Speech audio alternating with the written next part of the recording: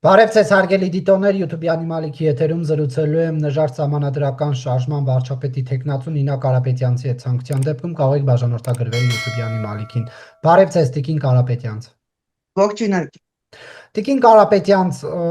Երևանում կրակոցներ տեղի ունեցավ փետրվարի 18-ին, մեկ քաղաքացի մահացավ, մյուսների վիճակը միջին ծանրության եւ ծանր է գնահատվում։ Ընդհանուր ինչու մենք հիմա ունենք այսպիսի իրավիճակ։ Ես ամփոփեցի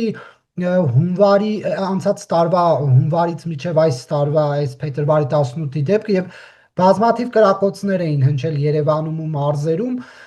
Մենք աճ ունենք 40%-ով հրազենի գործադրմամբ դեպքերի, եթե նախորդ տարի դա 109 էր, ապա այս վիճակագրական կոմիտեի տվյալներով 25-ին դա դարձել է արդեն 150 դեպք, սա ինչով է պայմանավորված։ Նախ ակնհայտ էր, որ պատերազմից հետո մեծ ծավալի զենք պիտի որ տեղափոխված լիներ եւ դրա մասին խոսում էին նաեւ իշխանությունները, որ կար զենք, որը տեղափոխվել էր Հայաստան եւ այս տարածքը ավելի շուտ եւ դրանց վերադարձնելու պետության վերահսկողության տակ բերելու, չգիտեմ ինչքանով են գործողություններ արել, բայց ստացվում է, որ այդ զենքը պարբերաբար կրակում է։ Այդ խնդրի մի կողմն է։ Մյուս կողմը ակնհայտ է, որ ատելության այս խոսքը, այս մթնոլորտը ընդհանուր որը կա, ինքը չէր կարող չարտացոլվել այլ դրվագներում, այսպես այլ իրավիճակներում դուրս չգար, սա երկրորդ խնդիրն է։ Եվ վերջապես երևի ամենակարևոր խնդիրը դա երբ որ քո հատուկ ծառայությունները, քո ոստիկանությունը, քո օպերատիվնիկները, հա, այն կառույցները, որոնք պիտի որ կանխարգելիչ աշխատանք անեն կամ օպերատիվ աշխատանք անեն, բոլորը լծված են ինչ որ անհասկանալի գործողություններ իրականացնելուց։ Նիկոլ Փաշինյանի տարբեր, այսպես ֆանտազիաներ իրականացնելուց, սկսած ակտիվիստների վերաբերյալ լայքերի վերաբերյալ Facebook-ան գրառումների վերաբերյալ տեղեկություններ հավաքելուց վերջացրած, չգիտեմ, ինչ որ խմբակների, ինչ որ միջոցառումներ կազմակերպելու ու անվտանգությունը ապահովելու հարցերում կամ տեղի բնակչությանը հետ զրույցներ վարելու կամ Նիկոլ Փաշինյանի տեսակետը չկիսող հոգևորականներին գնալ համոզել խոսել, զբաղված են մի բանով, ինչ իրանց հետ ընդհանրապես չի վերաբերվում, ինչը հակասահմանադրական, հակաիրավական է, բայց շեֆը տենց է ուզել, հիմա իրանք էլ դրանով են զբաղված։ Մեծ թվով մարդիկ, ովքեր երկար տարիներ աշխատել են համակարգում, զուտ հիշեցնելու համար ասեմ, որ ես երբեք այդ համակարգի մեծ այսպես ֆանատը չեմ եղել ու մենք միշտ ունեցել ենք տարաձայնություններ, բախումներ ու պայքար իրար դեմ, բայց մեծ չգնահատել այդ համակարգում աշխատող պրոֆեսիոնալներին իրանց փորձը ուղղակի հիմարություն կլինի, որտեղ դա մեր ներքին անվտանգության հարցն է լուծում։ Իսկ մեծ թվով մարդիկ, ովքեր համակարգում երկար տարիներ աշխատել են, այդ թվում նաև օպերատիվ աշխատանքի հետ կապված, ուղղակի ասում են, որ մենք դիմում ենք գրում կամ անհամբեր սպասում ենք մեր թոշակի տարիքը մոտենա, առաջի հնարավորության դեպքում դիմում են գրում դուրս են գալ։ Մարդիկ չեն ուզում աշխատել այս աննորմալ վիճակում, որովհետև ինչքան էլ շատերը չհամաձայնվեն դրա հետ, բայց իրենք նաև մարդկային ինչ որ արժանապատվություն ունեն, որպես ազգային պատկանելության հետ կապված իրանց արժանապատվությունն է խոցում, իրանց ստիպում են անել գործողություններ, այնպես չի որ իրանք միշտ օրենքից բխող գործողություններ են արել, բայց առնվազն գոնե հենց իրանց արժանապատվությունը նվաստացնող գործունեությամբ չեն զբաղվել։ Հիմա իրանց ստիպում են այդ process-ով անցնել ու սա անխուսափելի process է, ցավոք սրտի, սա այն հետևանքն էր, որը շատ խիստ կանխատեսելի էր ու մենք դրա մասին երկար ժամանակ խոսել ենք։ Փոփոխությունը ոստիկանապետի ակնկալիքներ կային, որ պետքա դրական լինի, հա, բայց փոխվում են ոստիկանապետերը, նախ չի ներկայացվում հանրությանը որևէ պարզաբանում եւ մենք տեսնում ենք, որ նույն կրակոցները կար եւ նախկին ոստիկանապետի ժամանակ եւ այս գործող ոստիկանապետի ժամանակ եւ նախկինից առաջվա եւ այն առաջվա եւ եթե լինի ոստիկանապետի փոփոխություն, ելի լինելու է ըստ էության։ Ով է այս ամենի պատասխանատուն։ Հիմա նորից կասեն ով ինչ ասում է, այսպես ամբողջ մեղքը բարդում են իշխանությունների վրա, պատասխանատու է իշխանությունը։ Իր վարած քաղաքականությունից սկսած, իր այսպես կոչված բարեփոխումներից ներառյալ եւ վերջացրած իրենց պահվածքով, իրենց պահվածքով ցույց են տալիս, որ այդ ռազմորկա անելը, այդ բաները, հա, տենց հաշիվ մաքրելը, մարդուն բռնել վրան թքելը, բոլոր կանոնները խախտելը, հանրային ընդունված այսպես սովորույթները խախտելը, գրված ու չգրված օրենքները խախտելը, դա նորմալ վարքագիծ է, դա այսպես խրախուսելի եւ նախընտրելի վարքագիծն է եւ բնականաբար չէր կարող այլ տարբերակ ընդունվել հասարակության կողմից, որ շատերը ընդօրինակեն այդ վարքագիծը։ Այնպես չի, որ մենք նախկինում չենք ունեցել քրեական, այսպես այդ մշակույթ ենթամշակույթ, այնպես չի, որ այդ ռազմորկաները իրար վրա կրակելը չի եղել, բայց մեծ թվով գործեր, դեպքեր հնարավոր է եղել կանխել, որովհետև մասնագետները զբաղվել են իրենց գործով, որովհետև զենքը ժամանակին կարողացել են գտել։ Տեսեք, երբ որ ես նայեցի տեսանյութը, կարճ տեսանյութ էր, այնտեղ մոտապես միջին 20-30 հոգի մարդ էր, հասուն տենց տղամարդիկ, որոնք նաև զինված են եղել։ Հիմա ես հարց եմ տալի, 20-30 հոգի մարդ պատրաստվում է գնա ինչ-որ գործողություն իրար վրա կրակելու, բա ոչ մի տեղից ոչ մի տեղեկություն չեն կարողանում ստանալ այդ ինֆորմացիան։ Լավ, այդ օպերատիվնիկները ո՞նց են աշխատում։ Ես չեմ ուզում թերագնահատեմ այդ մարդկանց աշխատանքը, որովհետև իրենց գործունեության արդյունքում իսկապես մեծ թվով հանցագործություններ հնարավոր է եղել ժամանակին կանխել։ Կանխված հանցագործությունների մասին մենք տեղեկություններ չենք ստանում, որովհետև դա մի տեսակ փակա կամ շրջանառության մեջ չի դրվում այդ տեղեկատվությունը։ Բայց երբ որ այսպիսի դեպքեր են լինում, իհարկե երևում է այդ բացերը, ու այդ բացերը հենց նրանից է, որ մարդիկ էլի ինչպես սկզբում ասեցի, մի քանի պատճառ կա, բայց հիմնականը երևի հենց դա է, որ ուղղակի զբաղվում են նրանք, ովքեր որ պիտի կանխարգելիչ գործունեություն իրականացնեն, զբաղված են ամեն ինչով բացի իրանց ուղիղ պարտականություններից։ Դուք կարծում եք, որ այդ մի քանի ավտոբուսով Փաշինյանին ուղեկցող ոստիկաններն են պատճառը, որ նման դեպքեր ունենք։ Ոչ միայն իրանք, բայց նաև մնացած բոլորը, ովքեր որ զբաղված են շատ ավելի անհասկանալի իրանց ուղիղ պարտականությունների մեջ չմտնող ինչ որ process-ների են մասնակցում։ Որովհետև եթե դու նստածնում ես պրոֆեսիոնալ օպերատիվնիկի նստածնում ես, ասում ես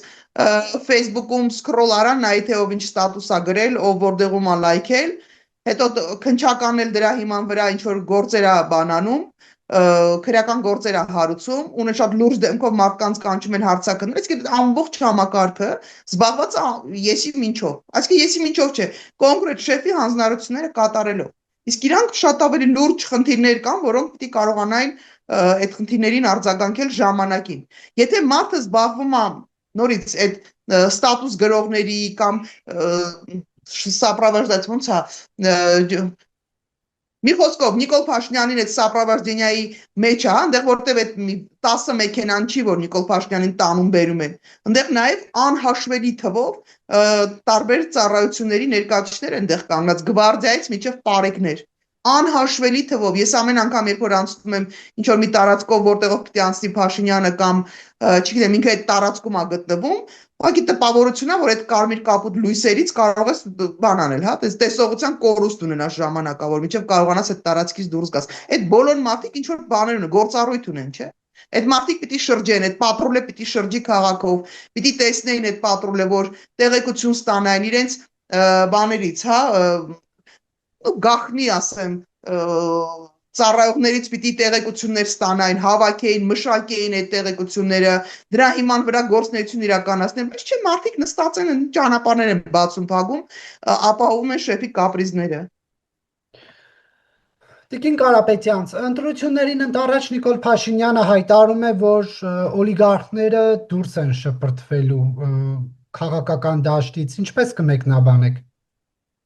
Ես Նիկոլ Փաշինյանին մեկնաբանել ցանկություն չունեմ, որովհետև Նիկոլ Փաշինյանը առաջինը պիտի դուրս շպրտվի քաղաքականությունից, որովհետև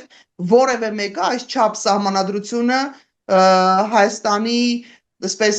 օրենքները խախտած չի եղել, ինչ կամ որ Նիկոլ Փաշինյանը, եթե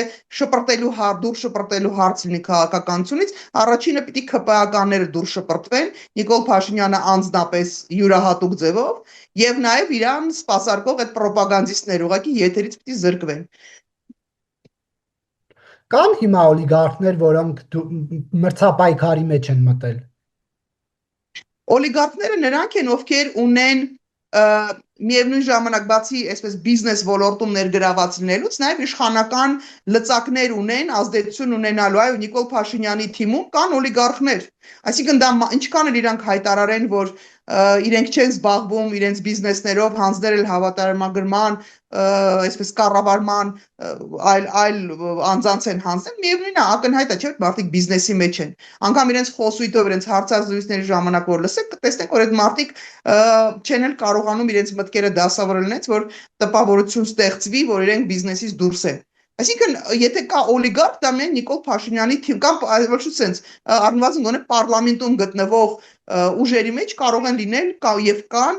բաներ, օլիգարխներ։ Թե չէ մնացած մարդիկ, ովքեր բիզնեսում ներգրաված են, իրանք օլիգարխ համարվել չեն կարող։ Այո, իրանք մեծահարուստ են, մեծ հնարավորությունների տեր մարդիկ են ֆինանսական առումով, բայց իրանք, չգիտեմ, եթե ինքան դիմադիրներին նկատի ունի, դիմադիրները լծակներ չունեն իշխանական իրենց բիզնեսը առաջ տանելու։ Եթե Նիկոլ Փաշինյանը իրանք սատարում է ինչ որ հարցերում, իսկ Նիկոլ Փաշինյանը որոշ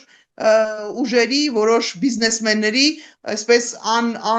այսպես ոնց ասեմ, իրենց բոլոր հնարավորություններով աջակցում է եւ փոխարենը ստանում է այդ նույն ֆիրմաներից, որոնց օրինակ ազատում է հարկերից կամ ինչ որ турքերից կամ ինչ որ պարտավորություններից ազատում է ֆինանսական, այդ մարդկանց ֆիրմաները շատ պատահական սկսում են փոխանցումներ անել, օրինակ այդ ԿՊ-ի կամ մնացած իրանց այդ հարակից ֆոնդերին մեծ գումարներ են փոխանցում։ Այս դրա մասին թող մտածի Նիկոլ Փաշինյանը։ Նիկոլ Փաշինյանը թող մտածի այդ ոնց եղավ, որ նախորդ ընտրություններից առաջ շատ պատահական իրանց թիմակից ոնց էր հասկանում Սուքիասյանի բանկով Արմեկանոն բանկով պատահական ինչ որ մարդիկ սկսել էին 2 միլիոնով գումարներ փոխանցել, իսկ հետո հետաքննող լրագրողները պարզեցին, որ այդ մարդիկ սկի տեղյակ էլ չեն եղել, որ իրանք փող են փոխանցել։ Այդ մարդիկ ասել են, որ իրանք կյանքում այդքան փող էլ տեսած չեն եղել։ Էլուրա թե փոխանցեն Նիկոլ Փաշինյանը, այս հարցը թող իրան հանանքստացնի։ Բայց չէ, իրան հետաքրքիր է, իրան բացարձակ հետաքրքիր չի իրավական դաշտը, օրինականությունը, արդարադատությունը, իրան այս մասը ընդհանրապես հետաքրքիր չի։ Այս մարդը մի նպատակ ունի, ինքը ուզում է վերարտադրվի եւ հանուն այդ վերարտադրման ինքը պատրաստ է գնալու ցանկացած զանցանքների եւ հանցագործությունների։ Ձեզ մտահոգում է Ծառուկյանի շուրջ համախմբումը, Քոչարյանի, Սամվել Կարապետյանի շուրջ համախմբումները, թե ոչ։ Սա մտահոգվելու առիթ չի, սա ուղղակի ցավալի իրողություն է, որ մեր հասարակության ներսում այսպես ոչ թե գաղափարն են դնում հիմքում ընտրությունների գնալուց առաջ, ոչ թե սկզբունքներն են դնում, այլ զուտ հավաքվում են այնտեղ, որտեղ A փող կա, B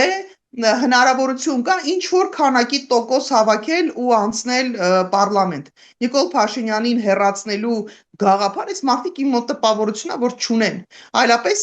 այլ սխեմա պիտի գործեր, այլ սկզբունքով պիտի աշխատեր ամբողջ, եթե ոչ ամբողջ ընդդիմությունը, գոնե ինչ այն հատվածը, որ իսկապես կհասկանար, որ մենք փոփոխությունների կարիք ունենք։ Բայց մարդիկ ընդամենը մի քանի տոկոս ձայն հավաքելու ճանապարհով են գնում, ցավալի է, բայց իրենց այս անպատասխանատու վարքագծի արդյունքում իրենք կարող են ուղղակի հնարավորություն տալ Նիկոլ Փաշինյանին վերարտադրվել, եթե խելքները գլուխները չհավաքեն։ Թե չէ օրենքը չի արգելում որևիցե մեկին մասնակցել ընտրություններին, եթե կան արգելքներ, դա այլ խնդիր է, բայց կարծում եմ, եթե արգելք չկա, իսկ ինչի պիտի անհանգստացնի։ Նա Քոչարյանը, Ծառուկյանը, Սամվել Կարապետյանը ինչպես պետք է խելքները, գլուխները հավաքեն։ Հասկանան, որ եթե իրենք նպատակ ունեն իսկապես Նիկոլ Փաշինյան հեռացնելու, իրանք պիտի միավորվեն։ Իրենք պիտի ինչ որ տարբերակներ գտնեն ավելի մեծ խմբով հանդես գալու, բայց այնտեղ գիտեք, միայն իրանց մասին չի խոսքը, էլի մարդիկ կան, որոնց ամբիցիաները այնքան մեծ են, որ տիեզերական մասշտաբի ամբիցիաների են հասնում ու անձնական անհատական ամբիցիաներ, իրարից նեղացվածություն, չգիտեմ, մոտ տպավորությունն է, որ մի մասը անգամ մի տեսակ շատ էլ գոհ է, որ Նիկոլ Փաշինյանը մնալու է։ Ձեզ համար ընդունելի է, որ Փաշինյանի հեռացումը լինի Քոչարյանով, Ծառուկյանով, Սամվել Կարապետյանով։ Մեզ համար ընդունելի կլիներ գաղափարի շուրջ համախմբվելը, Քոչարյանի հետ։ Սահմանադրական փոփոխություններ իրականացնելը, որի պայմաններում այլ եւ կարճ ժամանակով իշխանության գալը, այն ինչ որ մենք առաջարկել ենք։ Մենք առաջարկում ենք, որպեսզի ժամանակավոր թիմ ստեղծվի, որը կգա կարճ ժամանակով, 1-2 տարիով, որ կարողանա սահմանադրական փոփոխություններ իրականացնել, համակարգային փոփոխություններ բերել, որի արդյունքում այլևս մեկ անձ չի գալու ու չի թակավորելու միանձնյա այս երկրում։ Այսինքն դա համակարգային փոփոխություն է։ Եվ եթե մարդիկ պատրաստ էին համախմբվել այդ գաղափարի շուրջ, բայց մենք ի սկզբանե գիտենք, որ կան ձեր հնչեցրած մարդկանցից եւ ոչ միայն իրանցից, էլի կան մարդիկ, ում համար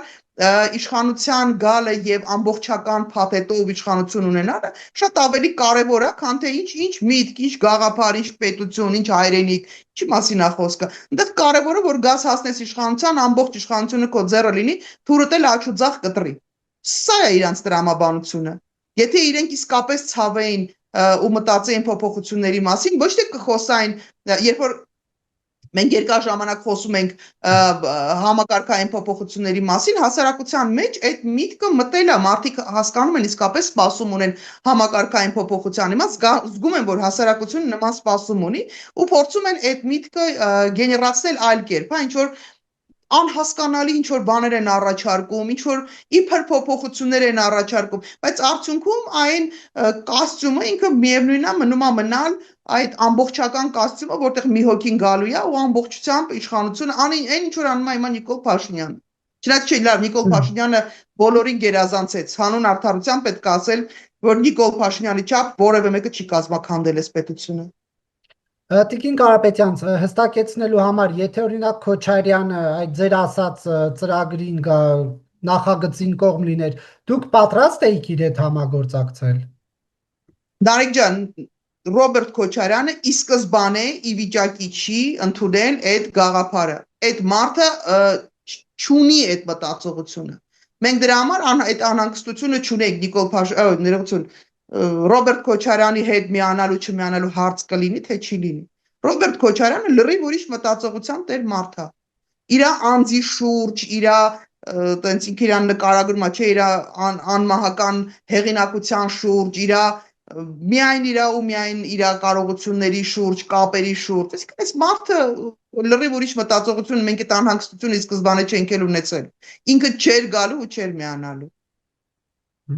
Եվ դուք արդար մրցակցություն համարում եք այն, որ շուտով մրցապայքարի մեջ եք մտնելու եւ ուժեղ Հայաստանը վարչապետի տեխնացու առաջադրելու է մի հոգու, հետո ասում են մենք սահմանադրական մեծամասնություն կձևավորենք, փոփոխություններ կանենք եւ մեր վարչապետը ուրիշ մարդ կլինի։ Դուք սա ինչպես եք մեկնաբանում։ Ցավում եմ, որ նորից գնում են ինչ որ անհասկանալի ճանապարհներով, ենթադրում են իրենք, որ կարող են 2/3 հավաքել, եթե այս տեմպերով այս մտածողությամբ իրանք գնացին, 2/3 որևէ ուժ հավաքել չի կարողանա, ներառյալ Նիկոլ Փաշինյանին։ 2/3 իրանք չեն ունենալու այդ փոփոխությունը կատարելու համար։ Այնպես որ մնացածն էլ արդեն բան է, պոեզիայի ժանրից է, դա հնարավոր չի։ Դրա մեջ դա օրենքին չի հակասում, օրենքը չի ասում, որ դու չես կարող ունենալ մեկ այսպես առաջի համար, հետո փոխես քո առաջի համարին։ Նու բանում էլի պարլամենտում նկատի ունեմ, դա օրենքը թույլ է տալիս։ Ավելին ասեմ, սահմանադրությունը թույլ է տալիս 148-րդ հոդվածը փոփոխության ենթարկել, այսինքն դրա մեջ հակա իրավական օրենքին հակասող process չկա, այլ հարցը, որ ես չգիտեմ իրանք ինչի վրա են հույսները դրել մի կողմից, մյուս կողմից էլ ես կողմնակից չեմ, որ մեկ անձի համար այդպիսի սահմանադրական փոփոխություններ արվեն, ես կարծում եմ, որ սահմանադրական փոփոխությունների հիմքում պիտի դրված լինի որոշակի սկզբունք եւ բովանդակություն, ոչ թե մեկ անձի համար սահմանադրություն հարմարացնելը, բայց որպեսզի հասարակությանն էլ լսարանին էլ հատկապես ասում հայոց մասային էլ ընկալելի լինի, ասեմ, որ տեսեք, նայեք, պետքա շատ չոտկը ֆիքսել, էլի, երբ որ 18 թվականի մայիսի 8-ն էր կարծեմ, հա, Նիկոլ Փաշինյանի երբ որ ընտրեցին, այդ գործողությունը սահմանադրությունից չէր բխում, որովհետև ազգային ժողովում փոքրամասնություն կազմող ֆրակցիայի ներկայացուցիչը չէր կարող ընտրվել, այսինքն օրենքը դա թույլ չի տալիս, որ ընտրվեր վարչապետ, բայց ինքը ընտրվեց, իրան ընտրեցին ինչու, որովհետև երբ որ փողոցում կա մեծ թվով մարդիկ, դա իրավունքի ուժով թույլ է տալիս, որ ժողովուրդը, սուվերենը, այդ սահմանադրության հիմնադիրը, հաստատողը, իրավունք է իրան վերապահում փոփոխություն, այսինքն իրավունքի ուժով ինչ որ գործողություններ իրականացնել։ Այս երկրում Նիկոլ Փաշինյանից նորից շատ սահմանադրություն որևէ մեկը չի խախտել։ Այնպես որ թող ոչ մեկ տենց սրտաճմլիկ թեմաներով ես նայել եմ մի քանի գրառում եւ այդ փոքրիկ ռիլսերը բանի ԿՊԱ-ականների շատ զվարճալի էր, ասում Ժողովուրդ ջան, եթե տենց սահմանադրությունից նեղված էիք, բա ո՞նց էիք դուք փոխում սահմանադրությունը ձայներով սահմանադրակադատարանի հետ կապված ինչ որ փոփոխություններից հիշում եմ արեցին այն ժամանակ կամ Նիկոլ Փաշինյանը երբ ընտրվում էր, ինչի՞ տենց սրտաճմլիկ տեքստեր չէիք գրում։ Եթե փողոցում լինեն բավարար թվով մարդիկ, եթե ինչ որ մարդիկ որոշեն, որ կարելի է այդ ճանապարհով գնալ փոփոխություն իրականացնել կամ մեծ թվով մարդիկ ձայն տան այդ ուժին, ինչ ասեմ, ուրեմն համաձայնությունը ստացել են փոփոխություն անելու։ Հիմա դուք ում հետ եք համագործակցում։ Համագործակցություն ասելով, մենք հանդիպում ենք բազմաթիվ ուժերի հետ, մեծ թվով ուժերի հետ։ Ես միշտ նշում եմ նաև, որ կան հանդիպումներ, որոնք այլ իրավիճակում ես օրինակ գուցե չհամաձայնվել գնալ հանդիպման, բայց իրավիճակը ինքը թելադրում է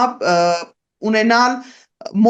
փոխված մոտեցում, այսինքն դու պիտի, եթե նպատակը պետական փոփոխություն իրականացնելն է, իսկ դրա համար անհրաժեշտ է նաև գաղափարից զատ, այդ փոփոխությունների գաղափարից զատ նաև Նիկոլ Փաշինյանին հեռացնել համակարգից, հա, դաշտից, ուրեմն դու պիտի գնաս տարբեր հանդիպումների, քննարկումների։ Մեր քննարկումները քանի որ ավարտված չեն, ես հիմա կխուսափեմ ինչ որ անուններ հնչեցնելուց, բայց կարծում եմ արդեն դե ժամանակն էլ է մոտենում, ինչ որ ժամանակ հետո մենք արդեն կունենանք հայտարարություն։ Ինչ բովանդակության հայտարարություն, դա էլ կքննարկենք, որովհետև տարբեր մոտեցումներ կան։ Մենք մտածում ենք բոլոր տարբերակները։ Տիկին Կարապետյան, օրինակ, եթե գաք իշխանության, օգոստոսի 8-ի փաստաթղթի հետ ինչ եք անելու, թրիպի հետ կապված ինչ եք անելու։ Նայր ջան, նորմալ, ադեկվատ մարդիկ, ովքեր որ հասկանում են, որ պետությունը չի կարող անջատվել եւ միացվել, իրենք շատ հստակ պատկերացնում են, որ այն ստորագրությունները, որոնք արդեն դրվել են, այն պրոյեկտները, որոնք արդեն սկսվել են, դրանք շարունակական պիտի լինեն։ Տարբեր պրոյեկտներ կան, որոնք մեր տեսակետից, մեր թիմի տեսակետից, իմ անձնական տեսակետից շատ կարևոր են եւ իսկապես Հայաստանի համար մեծ հնարավորություններ կարող են բերել։ Բայց կան հարցեր, Մասնավորապես օրինակ թրիպի հետ կապված հարցեր կան, իսկապես հարցեր կան, դետալներ կան, որոնք անընկալելի են կամ գոնեն հրապարակված նյութերից այդքան էլ լավ չի հասկացվում, այսինքն ամբողջական պատկերը չես ստանում, եւ ես մտավախություն ունեմ, ինչպես բազմաթիվ այլ իրավիճակներում մեր իշխանությունները մեզ ամբողջական պատկերը միջև վերջ չեն բացել։ Շատ անհանգստացնող է Ալիևի հնչեցրած թեզերը, տեսակետները եւ մեր իշխանությունների տոտալ լռությունը այս պայմաններում կա անհանգստություն, որ կան պայմանավորվածություններ, որոնց մասին մեր ընտրողը, մեր հասարակությունը, մեր ժողովուրդը ուղղակի տեղեկացված չի։ Եվ բնականաբար այս ամեն ինչի շուրջ, դետալների շուրջ խոսելու, պայմանավորվելու, ավելի շտկելու, հստակեցնելու անհրաժեշտություն կլինի, իհարկե կլինի։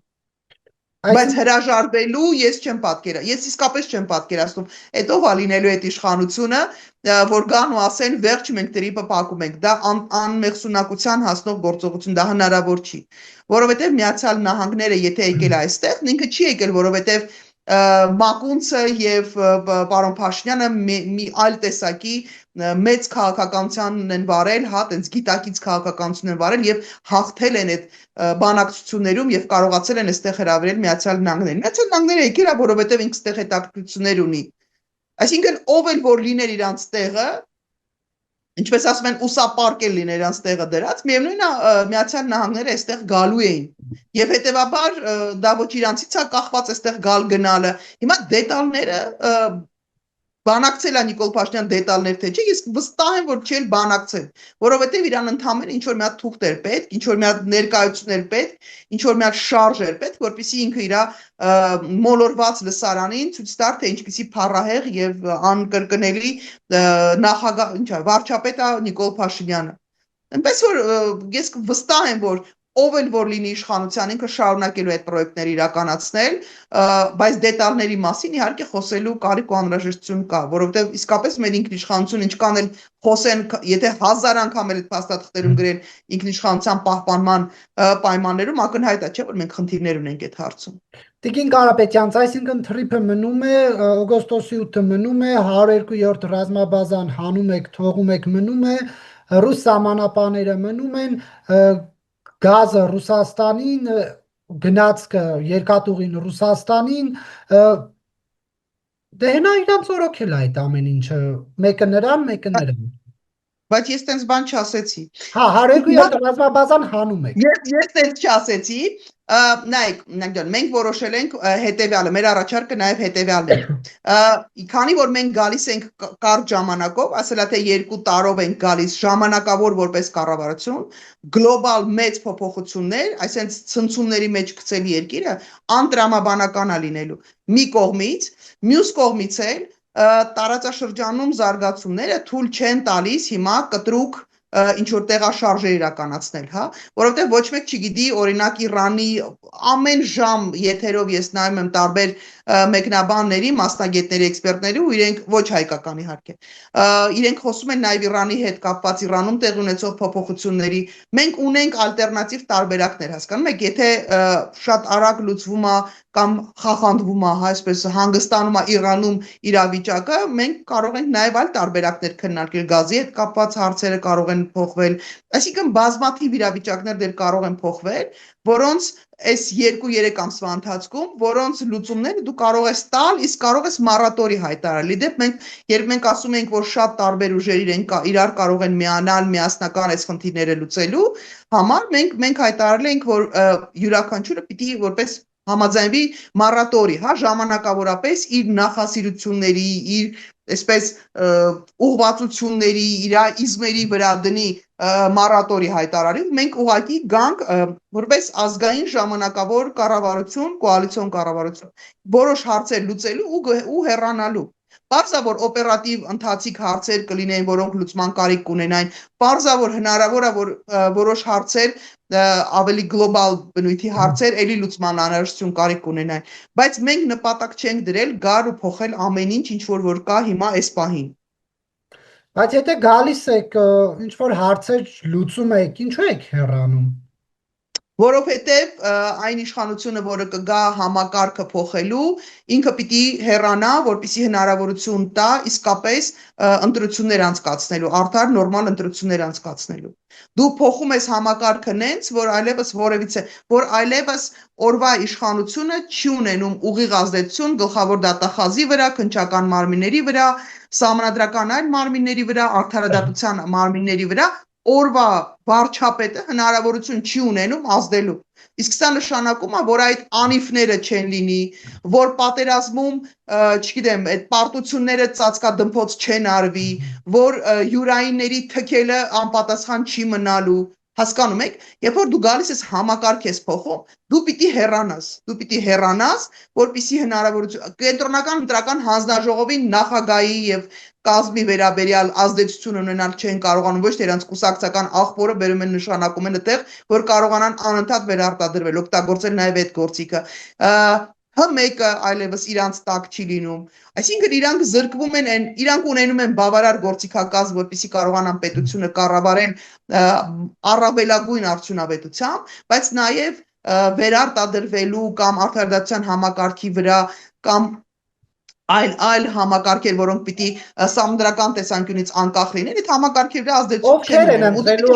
ունենում։ անկախ մարմինների ղեկավարներին, ովքեր են ընտրելու։ Մեր պատկերացմամբ մենք նախագահի ինստիտուտը պիտի փոխարինենք պետական խորհրդի նոր համակարգով, որը այսինքն ուղղակի նախագահի փոխարեն լինելու է պետական խորհուրդ, որտեղ լինելու են 9 անձինք, ովքեր 3 տարին մեկ ուղղակի փոխվելու են, ռոտացիա լինելու, եւ այդ մարդիկ առաջարկելու են կանդիդատուրան ոնց էր, թեկնածությունները առաջարկելու են այս բոլոր, հա, գլխավոր դատախազ, կենտրոնական ընտրական հանձնաժողովի նախագահ, քննչական մարմիններ ու այդ մնացած բոլորին ովքեր ասեցի, իրանց թեկնածությունները առաջարկելու են պարլամենտին, պարլամենտն էլ կողմ կամ դեմ է քվեարկելու։ Այսինքն Դե հիմա էլ առաջարկում են պարլամենտը կողմ կամ դեմ է քվեարկում։ Չէ, եթե ուստեղ մենք նաև որպես բան ունենք, հա, տարբերակ ունենք, եթե որոշեն, որ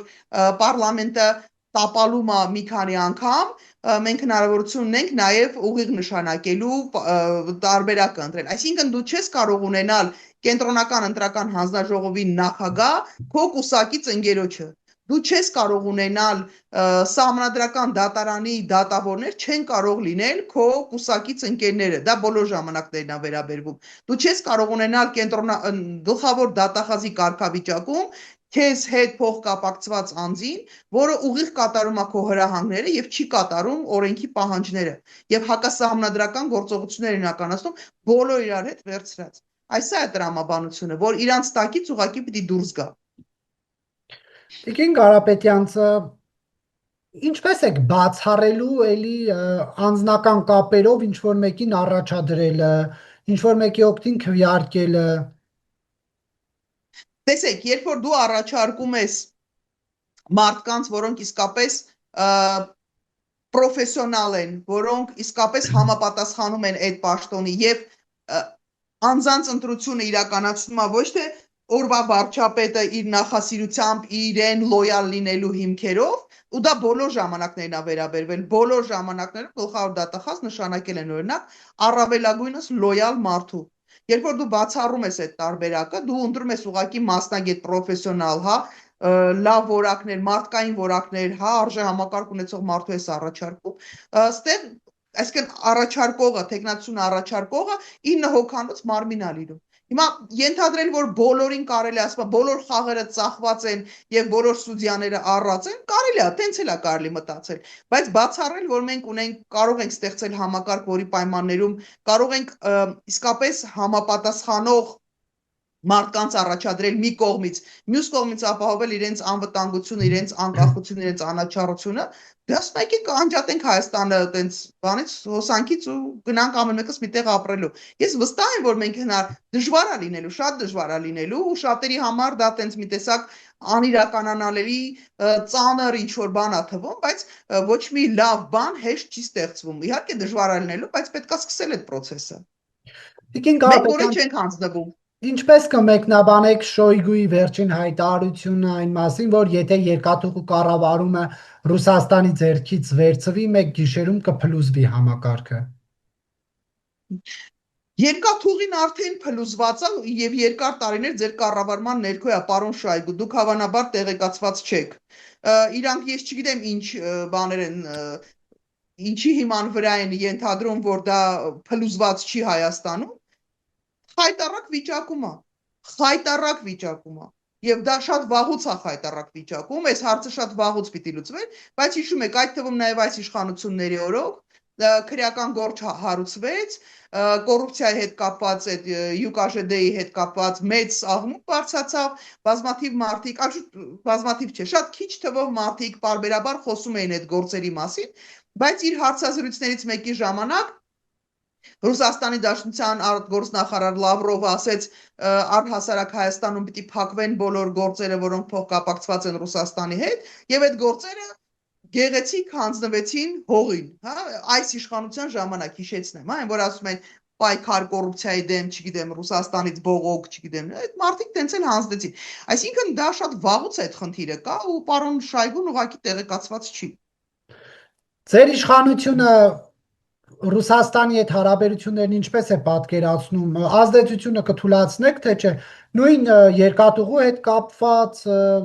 հապկի հետ կապված, ռուսական այստեղ ահռելի ազդեցության հետ կապված կրթություն, մշակույթ, լրատվամիջոցներ կվերանայեք դա, թե թողեք ինչպես որ կա։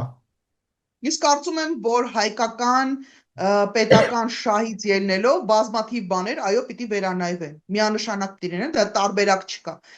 Բայց արդյոք դրա համար անհրաժեշտ կլինի Ռուսաստանից այստեղ այտենց բանով, հա, չասեմ, տենց պրոպագանդիստների եւ որոշ պաշտոնյաների միջոցով ինչ որ հայտարարություններ անելով դուրս հրավիրել, իսկ կարծում եմ, որ ոչ։ Որոշ ոլորտներից իրենք ինքնուրույն դուրս կգան, որովհետեւ այլևս ի վիճակի չեն կամ հետաքրքրված չեն կամ գնացել են ազնիվ փողզիջման են ենթադրում են, որ գնացել տարբեր մեծ ուժեղ խաղացողներ, իրար զիջել են ինչ որ տարածքներ, ենթադրում են, որ Հայաստանում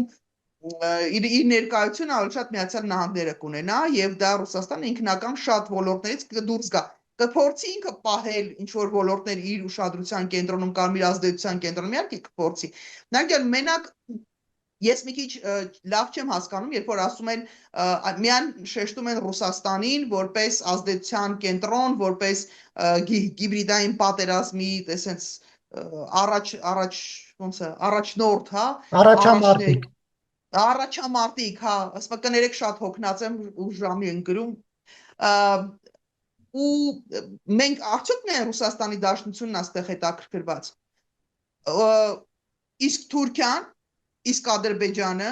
իսկ իրանց հիբրիդային պատերազմի մասին չեն ուզում օրվա իշխանությունները խոսել, իսկ ընդեղից իրանք վտանգ չեն տեսնում, թե իրանց գործողությունները համահունչ են եւ բխում են այս իշխանությունների սրտից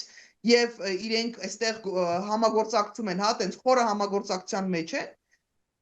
Իսկ մնացած տեղերից առհասարակ, եթե կա պետություն, որը հետաքրքրված է քո երկրով, շատ բնական է, շատ նորմալ է, ես կասեի, որ իրենք որոշակի գործունեություն են իրականացնում իրենց շահերից բխող։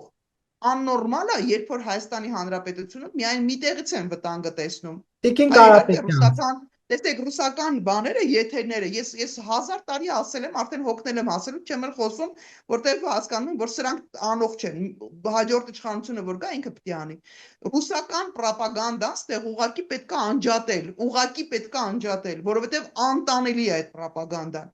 Ու կապ չունի այդ ռոպագանդայով Նիկոլ Փաշինյանն են հայում, թե Սերժ Սարգսյանն են վիրավորում, թե չգիտեմ ում են անում։ Որովհետև երբ որ խոսքը գնում է քո պետության մասին, քո երկրի կարգավիճակի մասին, քո պաշտոնյաների մասին, կամ քո ժողովրդին անձնապես վիրավորելու, կամ քո հասցեն սպառնալիք ընջելու, տեղում պիտի անջատվի դա ու չմիացվի։ Ու կամ իսկ 102-րդ ռազմաբազան, Ադրբեջանը, հաջան 102-րդ ռազմաբազան պետք է հանել, թե ոչ։ Ես կարծում եմ, որ կարիք կա հանելու, բայց իրավիճակը պետքա սթափ մտածել, Նարեկ ջան։ Ես ուզում եմ տեսնել այն իշխանություններին, որոնք կգան կասեն, այսինքն վզից բռնելու ենք, շպրտենք դուրս։ Պետք է ստեղծվի իրավիճակ, որտեղ իրենք կգնան։ Այո, Հայաստանում օտար երկրյա զորքեր պիտի չլինեն։ Մենք պիտի ունենանք համագործակցություն, մեր զինվորները պիտի ստանան բավարար